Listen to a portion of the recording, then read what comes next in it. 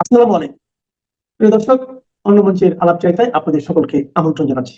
প্রিয় বন্ধুরা, প্রীতি সালাম এবং শুভেচ্ছা নেবেন। বাংলাদেশ সেনাবাহিনীতে ক্রমশই অসন্তোষ বেড়ে চলছে। নানামুখী কারণে এই অসন্তোষ। সেনাবাহিনী ঠিকমতো চলছে না, ঠিকমতো পারফর্ম করতে পারছে না। তারা দীর্ঘদিন ব্যারাকের বাইরে রয়েছেন। ব্যারাকের বাইরে থাকলে যেটা হয়, সিভিলিয়ান লাইফে গিয়ে তারা নানা রকমের সিভিলিয়ান অপরাধে জড়িয়ে পড়ে, তারা নানা রকমের ক্ষমতার অপব্যবহার করে। সেই নিয়ে স্বাভাবিকভাবে আহ, সেনাদের মধ্যে, অফিসার বা সৈনিকদের মধ্যে একটা অসন্তোষ আছে। কবে তারা ফিরে যাবে, এই অনিশ্চয়তার ব্যাপারটা। এর বাইরেও অ্যালার্মিং কিছু সিচুয়েশন আছে যে পরিকল্পিতভাবে অন্তত দুটো রাজনৈতিক শক্তির সাথে জড়িত, যারা সেনাবাহিনীতে এই অসন্তোষটা তৈরি করছে। এই অসন্তোষটা তৈরি করার তাদের একটা দীর্ঘমেয়াদী লক্ষ্য আছে। তাদের একটা বড় রাজনৈতিক দল, তারা এক ধরনের তৎপরতা চালাচ্ছে এবং তারা বিভিন্ন স্তরে এই অসন্তোষটা যেন বেড়ে যায় সেই লক্ষ্যে তারা কাজ করছে। এবং তারা একটি আহ, সংগঠন গঠন করেছে, খুব গোপনে তার কার্যক্রম সেনাবাহিনীর মধ্যে চলছে। এটা হলো Bangladesh revolutionary soldiers front, BRSF। এই BRSF কিন্তু অনেক গোপনে কাজ করছে এবং সম্প্রতি কুমিল্লা ক্যান্টনমেন্টের দুজন সেনা কর্মকর্তা গ্রেপ্তার হয়েছে এবং তাদের জিজ্ঞাসাবাদের ফলে এই বাংলাদেশ রেভলিউশনারি সোলজার্স ফ্রন্টের কথা জানা গেছে। এবং এর সাথে একটি দলের প্রবাসী নেতাও জড়িত। তিনি দীর্ঘদিন ধরে প্রবাসী নির্বাসনে আছেন। তাদের কিছু সুনির্দিষ্ট লক্ষ্য আছে। তারা চাইছেন যে ভেতর থেকে একটা ফোর্স ক্রিয়েট করে বর্তমান সেনাপ্রধান জেনারেল ওয়াকার খানকে তারা সরিয়ে দিতে চাচ্ছে তার পদ থেকে। তারা এই সেনাপ্রধানকে তারা বিভিন্ন সময় ব্যবহার করতে রাজি, কিন্তু সেনাপ্রধানকে দিনের শেষে তারা বিশ্বাস করেন না, কারণ এই সেনাপ্রধান শেখ হাসিনার সরকার কর্তৃক মনোনীত। এই সেনাপ্রধান সরিয়ে ফেলবার পাশাপাশি তাদের আরো একটা দূরভিসন্ধি আছে। তারা সেনাবাহিনীর কাঠামোটাকে দুর্বল করতে চায় এবং টোটালি খোল নলচে বদলে একদম রিফর্ম করতে চায়। এটা অনেকটা অনেকটা সেই ইসলামিক রিপাবলিক গার্ড কর্পসের মতো। IRGC, ইরানের রিপাবলিক সি। এই ইরানে একটা রেগুলার সেনাবাহিনী আছে, পাশাপাশি তাদের এই IRGC আছে। এই IRGC সেনাবাহিনীর চেয়েও শক্তিশালী এবং তারা পলিটিক্যালি অনেকখানি মোটিভেটেড। এই যে এই ইরানে যে খোমেনি, ইরানে তাদের যে সরকারটা রয়েছে, তারা যখন তাদের রাজনৈতিক উদ্দেশ্য বাস্তবায়নে তাদের ফোর্স দরকার হয়, তখন এই IRGC এরা কাজ করে। তো সেই ফর্মে বাংলাদেশ সেনাবাহিনীটাকে এই বাংলাদেশ রেভলিউশনারি সোলজার্স ফ্রন্টে তারা করতে চাচ্ছে। এবং এর ফলে হবে কি, আলটিমেটলি আশঙ্কা করা হচ্ছে যে পুরো আর্মির কাঠামোটাই দুর্বল হয়ে যাবে। এবং এইসব করার ফলে এর সাথে যখন আর্মি দুর্বল হবে, পুলিশ তো অলরেডি গেছে, র্যাবও আগের মতো শক্তিশালী নেই, এখন আর্মিটাকে যদি দুর্বল করা যায়, তাহলে এই এইখানে জঙ্গি তৎপরতা এবং অন্যান্য তৎপরতাও বেড়ে যাবে। এবং তার ফলে যেটা হবে যে বহির শক্তির আক্রমণের ঝুঁকি বেড়ে যাবে। এবং এই যে একটি বড় রাজনৈতিক দলের কথা বললাম, তাদের সাথে পাকিস্তানি গোয়েন্দা সংস্থা ISI জড়িত। এর বাইরে আরো একটা তৎপরতা আছে, সেটা হলো যে শেখ হাসিনা সরকারের আমলে বিভিন্ন শাস্তি পেয়ে বিভিন্ন ধরনের ডিসিপ্লিনারি গ্রাউন্ডে যারা চাকরিচ্যুত হয়েছিলেন বা রিটায়ারমেন্টে পাঠানো হয়েছিল যাদের, তাদের একটা সংগঠন করা হয়েছে, নেক্সাস ডিফেন্স ফোর্স। এই নেক্সাস ডিফেন্স ফোর্সেরও একটা তৎপরতা কাজ করছে। এবং এই নেক্সাস ডিফেন্স ফোর্সের সাথে বেসিক্যালি যুদ্ধ অপরাধী গোলাম আজমের ছেলে ব্রিগেডিয়ার আজমি এবং ব্রিগেডিয়ার হাসান নাসির এরা জড়িত। এবং তারাও এই সেনাবাহিনীতে তাদের একচ্ছত্র প্রভাব স্টাবলিশ করতে চায়। এবং তাদেরও এরকম দূরভিসন্ধি আছে সেনাবাহিনী নিয়ে। এবং আলটিমেটলি যে যাই করুক, এই সেনাবাহিনী দুর্বল হবে। এবং এই কারণে ব্রিগেডিয়ার হাসান নাসিরকে কিন্তু পার্সোনাল নন গ্রাটা, মানে ক্যান্টনমেন্ট এলাকায় অবাঞ্ছিত ঘোষণা করা হয়েছে। এই বিকজ অফ দিস মুভমেন্টস এরাও নানামুখী অপতৎপরতায় জড়িয়ে আছে। এবং এরা এই গত বছরের জুলাই আগস্টের যে সোকল কালার রেগুলেশনটা হলো, সেখানে কিন্তু এরা একটা বড় ভূমিকা রেখেছিল। এখন এই যে সেনাবাহিনীর ভেতরে যে গোপন তৎপরতা চলছে, অসন্তোষ বাড়ানো হচ্ছে, অনেকটা পরিকল্পিতভাবে অসন্তোষ বাড়ানো হচ্ছে, যেটাকে আলটিমেটলি এমনও হতে পারে যে সেটাকে সেনা বিদ্রোহে আহ, রূপান্তরিত করারও একটা চেষ্টা থাকতে পারে। তাহলে এখন এটা ঠেকাবেন কি করে? যারা সামরিক যে ক্যান্টনমেন্টের ভেতরে এই মনিটরিং এবং সার্ভিলেন্স বাড়াতে হবে, গোয়েন্দা তৎপরতা বাড়াতে হবে, যাতে এই যে যারা রেভলিউশনারি ফোর্স করতে চায় বা এই নেক্সাস ডিফেন্স ফোর্সের কার্যক্রম সাথে জড়িত, এগুলো ডিটেক্ট করে এদের প্রিভেন্ট করতে হবে।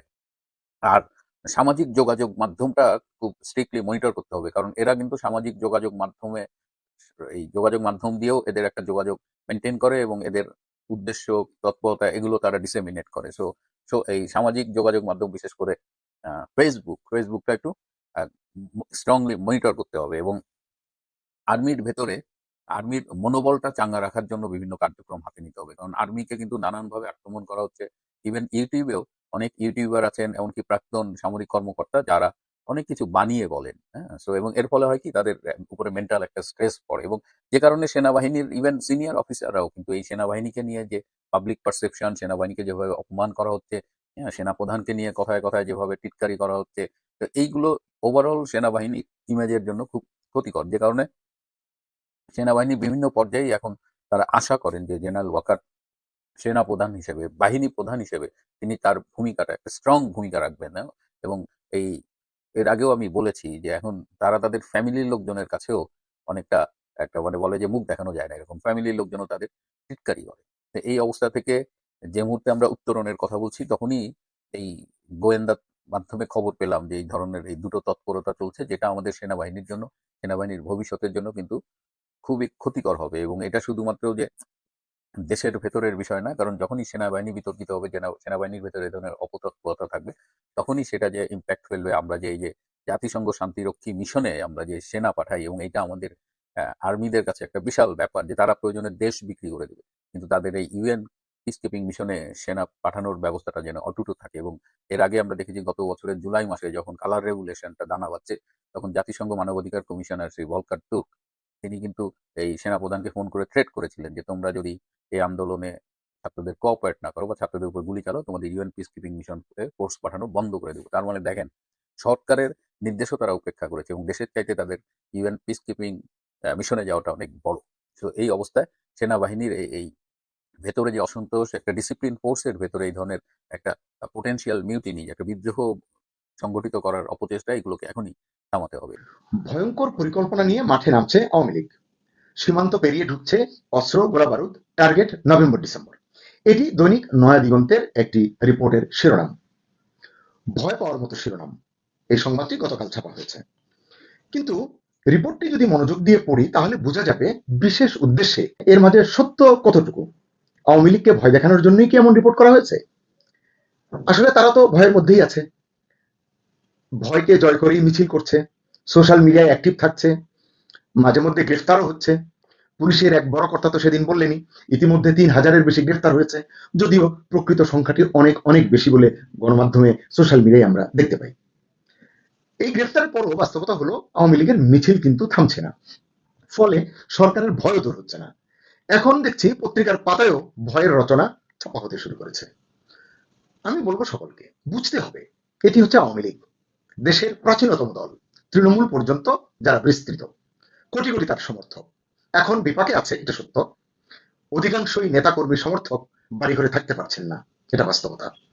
আসলে আওয়ামী লীগ সম্পর্কে যথাযথ ধারণা না থাকলে এমন রিপোর্ট লেখা অস্বাভাবিক নয়। যে রিপোর্টটি নিয়ে কথা বলছি, বিশেষ উদ্দেশ্য নিয়ে যে লেখা হয়েছে এই রিপোর্টটি, সেটা গুরুত্বপূর্ণ।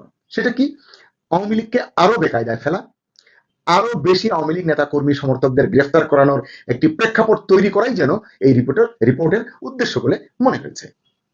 রিপোর্টে বলা হয়েছে ত্রয়োদশ জাতীয় নির্বাচন বানচাল করতে দেশে ভয়ঙ্কর নাশকতা ঘটতে পারে, এটি গোয়েন্দারা আশঙ্কা করছেন। তাদের জবানিতে তাদের বরাতে এটি বলেছেন, এবং বলছে যে নাশকতার জন্য গুরুত্বপূর্ণ স্থাপনা, কেপিআই এলাকা, কি পয়েন্ট ইনস্টলেশন, গার্মেন্ট শিল্প, এমনকি আর্থিক প্রতিষ্ঠানগুলোকে টার্গেট করা হচ্ছে। বার্তাটা এরকমই। এই গোয়েন্দা সূত্র নাকি জানিয়েছে চট্টগ্রাম ইপিজেড এবং শাহজালাল বিমানবন্দরের কার্গো ভিলেজে অতি সম্প্রতি যে অগ্নিকাণ্ড হলো, সেই অগ্নিকাণ্ডের ঘটনায় নাশকতার আঁচ পাওয়া গেছে। কি বলবো, আসলে গল্প কি এভাবেই লেখা হয়? এতে বলা হয়েছে নভেম্বর ডিসেম্বরে, মানে এই রিপোর্টে বলছে যে এবছরের নভেম্বরে ডিসেম্বরে ব্যাপক নাশকতা সহ বিভিন্ন ধরনের অস্থিতিশীল পরিস্থিতির মুখে পড়বে বাংলাদেশ। এসব নাকি আওয়ামী লীগের পরিকল্পনা। এর পাশাপাশি দেশি বিদেশি চক্রান্ত চলছে বলে জানিয়েছে গোয়েন্দা সূত্র। আসলে সোশ্যাল মিডিয়ায় এর চেয়েও ভয়াবহ রকমের প্রোপাগান্ডা হচ্ছে কঠিন প্রশ্ন। তো আমার প্রশ্ন যাচ্ছে যে এই গোয়েন্দা সূত্র দিয়ে রিপোর্টটি বলা হয়েছে, আমি একটু জানতে চাই আসলে এটি কেমন গোয়েন্দা সূত্র, কোন গোয়েন্দা সংস্থা আসলে এটি? দেশে তো অনেকগুলো গোয়েন্দা সংস্থা আছে, তারা আওয়ামী লীগের নাম জানে, আওয়ামী লীগ চক্রান্ত করছে বা করবে, দেশি বিদেশি চক্রান্তের কথাও তারা জানে, শুধু জানে না আওয়ামী লীগের কারা এই চক্রান্ত করছে, দেশি বিদেশি কারা ষড়যন্ত্র করছে, কোন সে দেশ, সেই দেশের কোন মানুষ, কোন গোষ্ঠী। আসলে তাদের কিন্তু এটাই জানা উচিত, আওয়ামী লীগের কারা করছে, কোন দেশ করছে, কিভাবে করছে। তাহলেই না তারা চক্রান্তকারীদের পাকড়াও করতে পারবে, তা না হলে তো কোনো লাভ হবে না। আর বিদেশ থেকে চক্রান্তটা কে করছে, কিভাবে করছে, গোয়েন্দাদের উচিত কিন্তু এটি জনগণকে সচেতন করা, কারণ নাগরিকরা সতর্ক থাকলে অনেক বিপদ এড়ানো সম্ভব।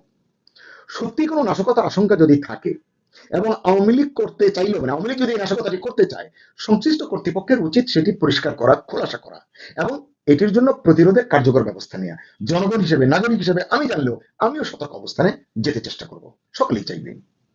এভাবে পত্রিকায়